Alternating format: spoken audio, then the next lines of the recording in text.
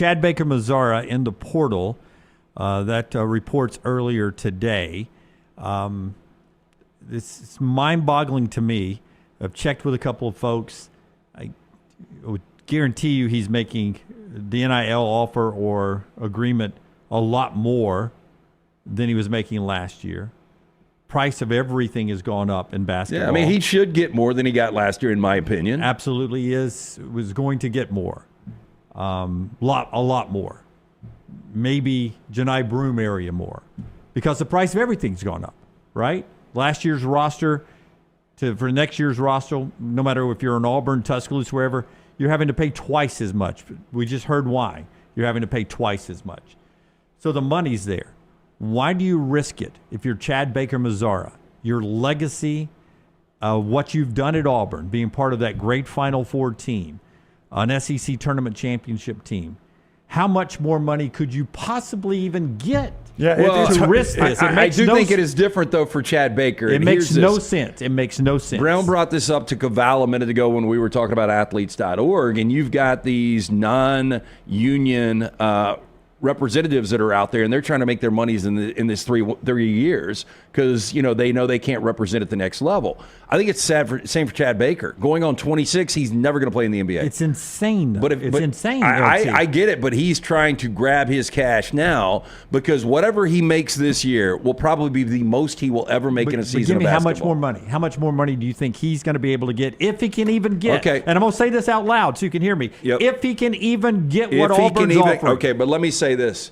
To me and you, $500,000 is a big deal, right? Yeah. He might be able to get an extra $200,000-$400,000. I bet he can't. Maybe not, but you got to remember this: with the roster turnover right now for Auburn, I don't know what Broome was making. It's got to be close to 7 figures, and I'm not saying he deserves even close to that.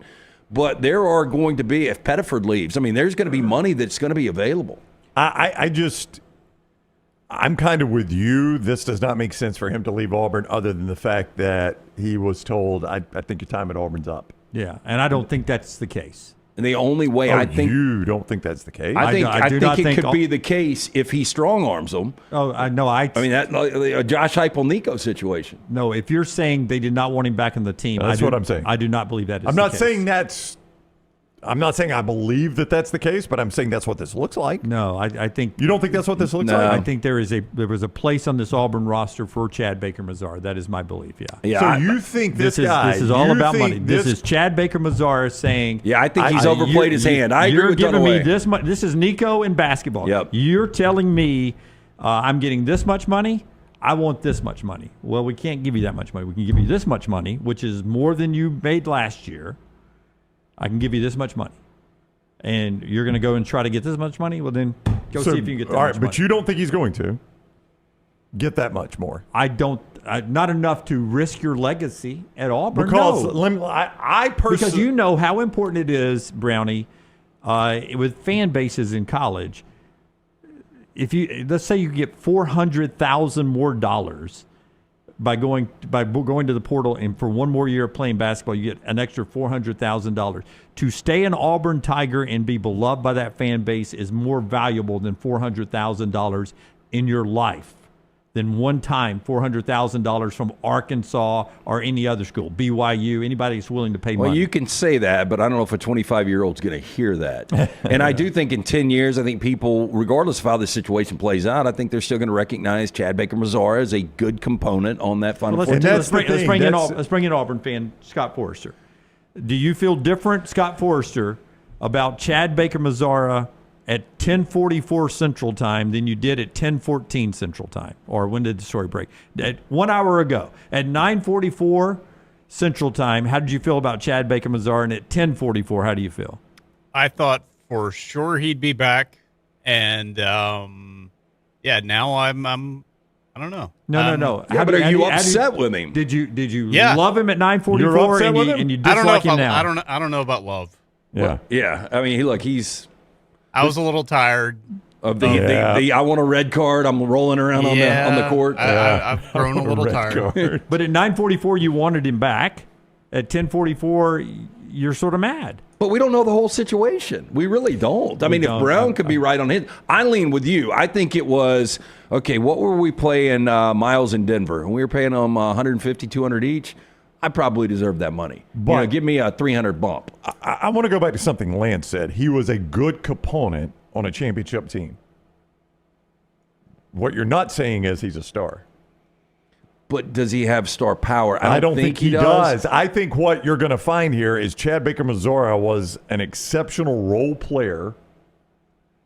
And one reason it worked is because his coach historically has been successful doing this, by the way, historically allows his players to be who they are. 100%. He doesn't. Bruce Pearl's not a guy, and some coaches do this, and they're successful doing it. Bruce approaches it differently. He's not a guy that says, you got to come in and fit in a box. But Steven himself, the associate head coach, is like, you ought to come to one of our practices. He said, the quote, it's a damn circus in there. Yeah. I mean, they let their guys be who they are. Chad Baker-Mazara is not going to find that everywhere. That's why he shouldn't leave. I agree with you. That's why he shouldn't leave. Yeah, but I'll tell you who the biggest winner could be here. It could be Pettiford. Because I don't think Pettiford should come out. I mean, a lot of this is dependent upon his size, and that size is never going to change. But if Broom's gone, if Kelly's gone, if Jones is gone, if Cardwell's gone, and now Baker-Mazara's gone, and Pettiford's really the only contributor that's coming back, he's going to get a 7-figure deal. Oh, no, you're absolutely right. He'll cash right in. Now, your nightmare scenario is he gets good feedback and stays in the draft. Now, I would say this. Now, I wonder if Chad Baker heard that. Like, he talked to Todd. Yeah. And he was like, I am staying in the draft. And so then he goes and he's like, I'm your only guy coming back. That's right. You need me. I would say first, Todd doesn't know what he's doing yet because May 11th through the 18th, the combine practices, and that's when he'll get a lot of feedback there. But I would assume Todd's going to come back. My opinion is that the money that is set aside for Tahad and set aside for Chad Baker-Mazara,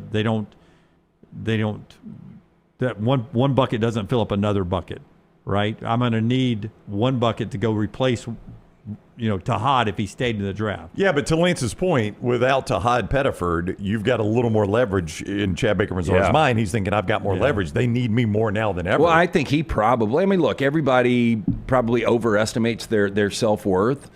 And, I mean, the statistics are the statistics. I mean, I think everybody that watches the games like Pettiford is going to be a much better player. But Baker-Mazara averaged more points. More minutes. Obviously, he was a starter, so he probably sells himself like, look, I'm the biggest contributor coming back on this team. I should get the most money. I'm just playing it from that side. Correct me, skill set wise, aren't there 100 Chad Baker-Mazaras in the portal? I don't think so. I don't know, man. I think he's really good. I think he's better than you're selling him to be. Yeah, I think if he had a different attitude and didn't have the ability to completely blow up at any minute. Some of the side acts I think get a little old. If he was more, I don't know. I do think he's a really good player. Good player. I think he was consistently the third best player on the floor every night. Yep, I would agree with that. And that second best player on the floor every night changed all the time. Yeah, it could be Chaney Johnson. It could be Miles Kelly. It could be Denver Jones. Denver Jones. Yeah. Tahad some nights. Pettiford, yeah. Chad it was always Janai Broom 1. It was always Janai Broom 1, Yeah. and I always felt Chad Baker was always third. Okay. But he was a consistent third. Yeah. And there's a place for that in basketball. And yeah, I don't think that's going to bring you the kind of money Auburn was going to offer you in the portal. We were just talking about Scott Drew and Baylor, and you saw all the X's. We're 2 decisions away from that being closely resembling Auburn basketball.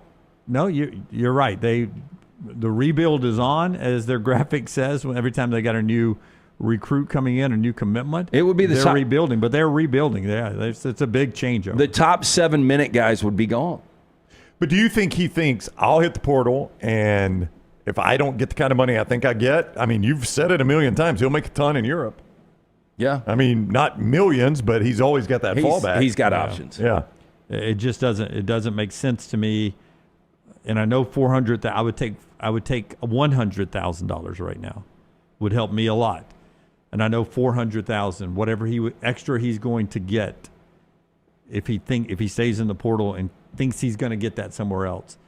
I promise you, staying and not tainting your legacy at an SEC school pays more than that over the course of I your don't know life. if it does. It does. The Nico thing, I don't get it at all, because if he really is going to play in the NFL, this is a fraction of what he's going to make. But for Chad Baker-Mazara, this is, and I'm not saying this is the right way to do it, but if he can get $400,000 and people think he's greedy, I don't think he really cares.